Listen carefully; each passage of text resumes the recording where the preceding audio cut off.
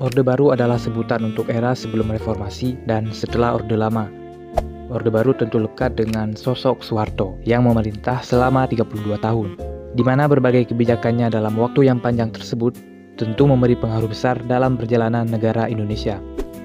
Di video ini, kita akan membahas perkembangan politik dan ekonomi pada masa Orde Baru, tapi sebelum itu, saat video ini dikerjakan, kami masih membutuhkan sekitar 200 subscribe lagi untuk mencapai 1000 subscriber pertama kami. Jadi pastikan Anda telah menjadi bagian di dalamnya dengan menekan tombol subscribe yang ada di bawah sebelum lanjut menonton. Melalui Sidang Istimewa MPR tahun 1967, diputuskan bahwa Indonesia akan melaksanakan pemilu pada tahun 1971.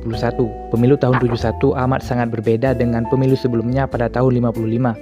Selain dari jumlah partai politik yang lebih sedikit, pada pemilu 71, para pejabat pemerintahan hanya berpihak pada salah satu partai saja, yaitu Partai Golkar. Dan seperti dapat ditebak, Partai Golkarlah yang menjadi pemenang dalam pemilu tersebut, serta pemilu-pemilu seterusnya yang digelar secara beruntun tahun 77, 82, 87, 92, hingga 97.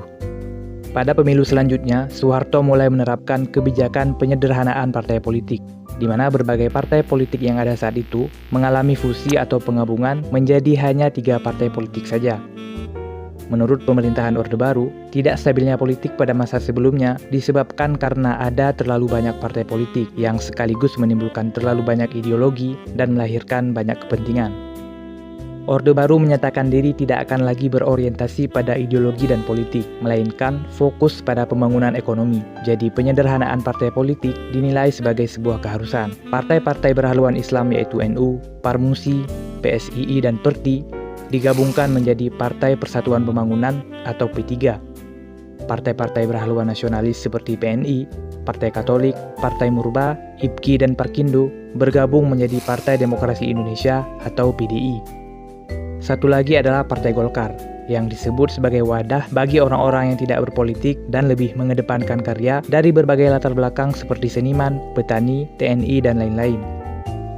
Aspek politik lainnya yang sangat menonjol pada masa Orde Baru adalah konsep dui fungsi ABRI, yaitu peran ganda ABRI sebagai kekuatan pertahanan dan kekuatan sosial politik. Hal ini memberi kesempatan luas bagi perwira tentara untuk berpartisipasi dalam bidang non-militer, sehingga pada masa Orde Baru, para perwira militer dapat memegang posisi penting seperti wali kota, gubernur, duta besar, dan lain-lain. ABRI juga memiliki wakil dalam MPR yang dikenal sebagai fraksi ABRI, sehingga kedudukannya pada masa Orde Baru menjadi sangat dominan. Indonesia sempat keluar dari PBB tahun 1965. Hal ini membuat Indonesia agak terkucil dari pergaulan internasional dan menyulitkan Indonesia baik secara ekonomi maupun politik. Oleh sebab itu, melalui sidang DPR GR pada tanggal 28 September 1966, Indonesia secara resmi aktif kembali sebagai anggota PBB. Langkah politik luar negeri lainnya yang diambil oleh pemerintahan Orde Baru adalah melakukan normalisasi hubungan dengan Malaysia dan Singapura, serta melakukan pemutusan hubungan dengan Tiongkok. Indonesia juga terlibat aktif dalam berbagai momen politik regional maupun internasional, seperti menjadi salah satu negara yang mendirikan ASEAN, ikut mengirim kontingen militer dalam misi perdamaian dunia, ikut berperan dalam KTT Non-Blok, dan Organisasi Konferensi Islam atau OKI. Orde Baru memiliki fokus perkembangan ekonomi dengan slogan Trilogi Pembangunan, yang berisi 3 target utama yaitu pertumbuhan ekonomi, pemerataan pembangunan, dan stabilitas nasional. Pada akhir pemerintahan Soekarno, ekonomi Indonesia sedang kacau balau, di mana inflasi tahunan mencapai 650%. Pada bulan April 1969, pemerintah Orde Baru menyusun rencana pembangunan 5 tahun atau Repelita, strategi pembangunan yang akan dievaluasi setiap 5 tahun sekali. Repelita 1 fokus pada stabilitas kebutuhan pokok seperti rumah, sandang, dan pangan bagi masyarakat, serta perluasan lapangan kerja. Pertumbuhan ekonomi Indonesia naik menjadi 5,7% dan inflasi turun menjadi 47%. Repelita 2 menitikberatkan pada sektor pertanian dan industri yang mengolah bahan mentah menjadi bahan baku. Repelita 3 menekankan pada azas pemerataan, mulai dari akses pada makanan pokok, pendidikan, lapangan kerja, pembangunan, dan keadilan.